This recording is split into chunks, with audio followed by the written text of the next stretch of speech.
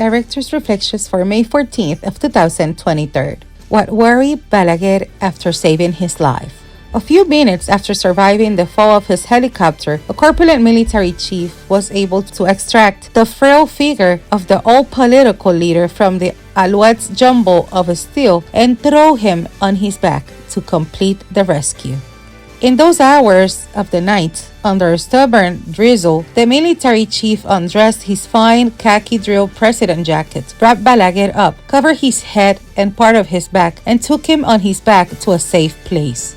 Incredibly, the only thing that seemed to bother Balaguer at this hard time in his life was catching a cold. Now all that remains is for this rain to give me the flu, and I cannot go to Macorís, San Francisco, tomorrow, a land that is not very kind to his regime. This occurrence was not surprising. Thus, with singular stoicism, he faced many adversities prior to this accident. People say that Balaguer, with black humor, had mocked destiny on other occasions because he had British phlegm in his veins.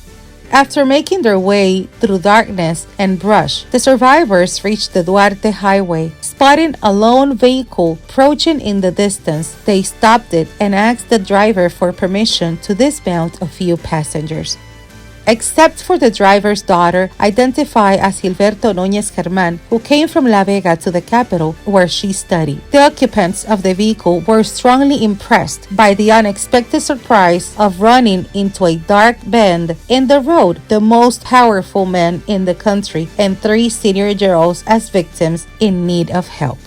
Inside the car, Balaguer was interested in knowing the situation of the driver and his daughter, and he asked them how he could reward this vital help of bringing him to the capital to prove to the country that he was alive and kicking.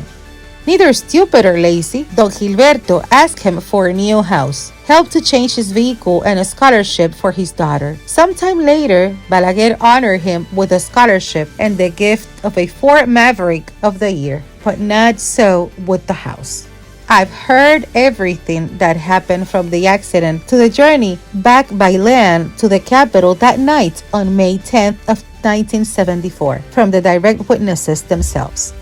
The day after the tragedy, the surviving generals told others about their experience, very oblivious to the fact that in an adjoining room I was a listening journalist, waiting for Balaguer to continue reporting on his campaign. I made quick notes so that the smallest detail of the event would not escape me, and when Balaguer arrived at the heliport 12 hours after the accident, to resume proselytizing, I stood next to the generals at the foot of the hatch of the other Alouette that had not had an accident the night before. While an officer was carrying him to accommodate him in his usual seat and fastening his seatbelt, a general paid him the obligatory military salute and asked, respectfully, "How do you feel, Mr. President?" And Balaguer, serene, smiling and almost in a low voice, replied, "Alive." And so we went to Macorís. For Listín Diario, voiceover and translations by Indira Rodriguez.